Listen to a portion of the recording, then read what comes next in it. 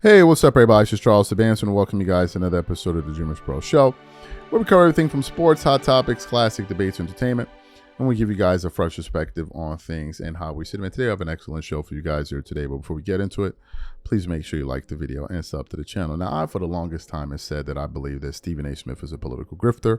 Number one. Number two, I've also said that I don't even know why the hell that he's doing that. Why the hell he's doing this. And it looks like a lot of people are beginning to catch on to what Stephen A. Smith is doing, right? And this is something we're going to talk about. But before we even get into that, please make sure you sign up to our free newsletter we called Champions Digest. We have it pinned in the comments below, where it's a newsletter where you get fresh, no-nonsense takes on the NBA in under 5 minutes every Sunday. So please make sure you go ahead and do so. We have over 600 signups, so make sure you guys go ahead and join and be the first people to get the notifications when we start dropping these articles. Anyway, let's get into this topic here, right?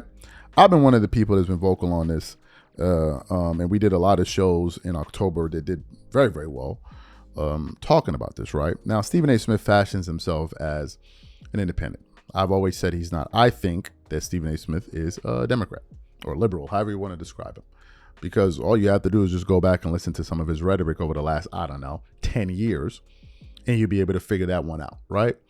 So I was, and as a matter of fact, he even ended up voting for Kamala Harris to become president. So I'm like, when did you all of a sudden discover you have this love for the Republican Party and Donald Trump and all? I'm like, what is going on here, right?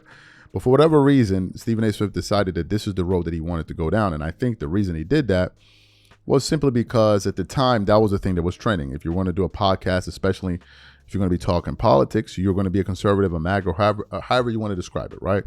Because that was what was trending. But as time has gone on, people are beginning to peel off somewhat. Some big names are beginning to become a little bit skeptical, but Stephen A. Smith has still been going 3,000 miles an hour down the road when it comes to this kind of stuff, right? And I said that, look, no one in the Republican Party takes Stephen A. Smith seriously. And even when Donald Trump said he liked him, I said, yeah, he's saying he likes you because he's like, yeah, you should run so I can beat you, or somebody who I like can beat you. Not because he wants you to be the next president. Like, who are we kidding here? But nevertheless, I think Stephen A. Smith felt that was the case. But most people saw through it and realized it was just a bunch of BS, and the Republican Party was using him, right? They were using him because that's exactly what they were doing. So this morning, I came across a pretty interesting article here from Awful Announcing, where they seem to be pointing this out. And it's from, and it says the headline, it says, Dan Dakich, Stephen A. Smith has become a useful idiot for the Republican Party. I'll continue on. It says Stephen A. Smith has spent the last few years expanding his reach beyond sports. Chiefly, he's fashioned himself as a political pundit who may or may not run for president. When it comes to politics, the ESPN and SiriusXM talking head has occupied a strange space, at once claiming he'd run for president as a Democrat, but spending most of his focus on how terrible Democrats are. While he appears on shows across a broad spectrum, he tends to make more appearances on conservative-leaning programs, including Fox News' Hannity, and even received an endorsement from Donald Trump. He also often makes waves for admonishing women, some of whom are frequently black, which is the kind of thing more likely to appeal to conservative audience than liberal ones. All of which to say that whatever Stephen A. Smith is trying to accomplish with his political forays, he seems to be appealing to one side more than the other, and that's something Outkick's Dan Dakich has certainly noticed. Dan Dakich is a conservative, as far as I know, or at least works for a conservative platform, which is Outkick. And he is here calling Stephen A. Smith a useful idiot for the Republicans. But before we even get into his comments, we actually want to play what Stephen A. Smith recently said that got people absolutely roasting him because he decided that he was going to attack Senator Mark Kelly for saying that you shouldn't obey unlawful orders. Take a listen to Stephen A. Smith making an absolute buffoon of himself. Take a listen to this here. If anybody knows that, it's Mark Kelly. Respectfully, Senator, what the hell are you doing? Looking into the camera and telling military men and women to ignore the commander-in-chief. How dare you? How dare you do that? That's right, I'm calling out. I never served in the military. That's true. I have family members who did. Some of my best friends have Marines, Air Force, Navy, Army.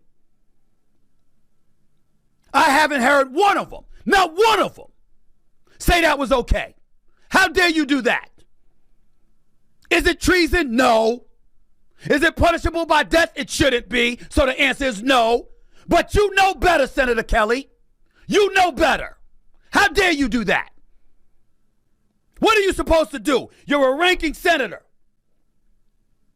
You could go to the Senate. You could go to the House. You can draw up paperwork. You can try to start articles of impeachment if you think there's something illegal. I mean, damn, it ain't like y'all haven't done it before. You impeached the man twice. Where'd that get you? Got his behind back in the White House. Had you left him alone since 2020, maybe he wouldn't be back terrorizing the Democratic Party the way that he is. But you did it. You did it. And here you are again with this nonsense. How dare you do that? I'm not a military person, and I know better than that. You don't tell military men and women to ignore an order from the commander-in-chief. You don't do that. Is it going to amount to what Trump tried to embellish and indicate? No. But that don't make you right. How dare you do that? He's the commander-in-chief for the United States military. Period. You have no business doing that. None. And by the way, the biggest reason is because what was illegal? You didn't tell us what it was. What laws? Why did I bring up A Few Good Men with Tom Cruise and Kiefer Sutherland in that sequence and Kevin Bacon? Why did I bring it up? Because the mere thought of you even implying that a military officer is engaging in some type of salacious or illegal activity is trouble in the military, not the court of laws for civilians, the military. Senator Mark Kelly knows that. Trump is giving illegal orders. What are the illegal orders? How come you didn't tell us? Where's the evidence? Where's the evidence? Why do you think the investigation is going on? Why do you think Trump is all over Pete Hegseth, over the Department of War and the FBI with Kash Patel, and folks are looking into and probing what's going on and how can they get to Mark Kelly because they know he did something wrong. You crossed the damn line. You are an elected official in the nation's capital. We have a constitution. You got a problem, you go through the necessary process. Whether it's Hakeem Jeffries in the House, whether it's Schumer in the Senate, or anybody else. That is the point that's the process you're supposed to go to. You don't go in front of the cameras and give military officer or military personnel a directive to ignore their commander-in-chief. And you've given no evidence what his illegal orders were. And if you try to sit up there and say, oh, it was just alluding to a future reference to future situations. Oh, so he's going to give you an illegal order in the future.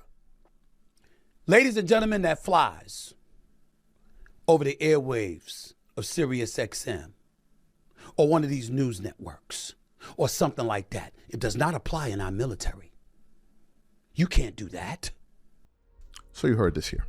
We did a show, and I think 30,000 people watched that show that we produced. For us in the political space, that's like a video that got 100,000 views because we don't cover that kind of content. And we had so many people that were currently still serving in the military, former military members, and they were all saying Stephen A. Smith is a dunce. All of them were saying in unit. Go through that video and look through the comments. They were all saying he's a dunce. Because he was saying they were all taught you don't have to obey illegal orders. This is what military members were saying. That this guy is a blithering idiot. That's what they were saying. So I want to get to what Dan had to say here. He says, he's been brilliant. Dakich told John Mola at Barrett Media.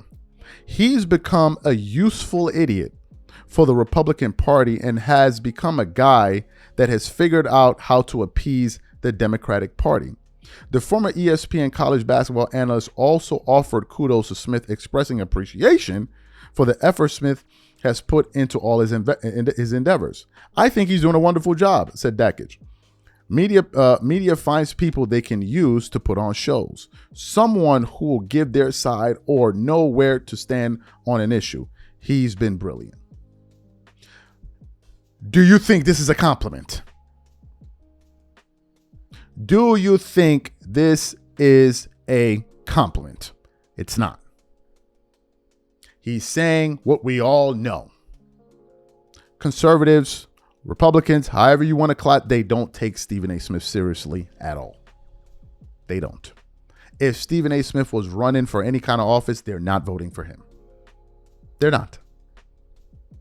They're not. They're just going to let him talk because this is a former Democrat guy that voted for Kamala, and he's basically publicly flogging the Democratic Party. So let him do it.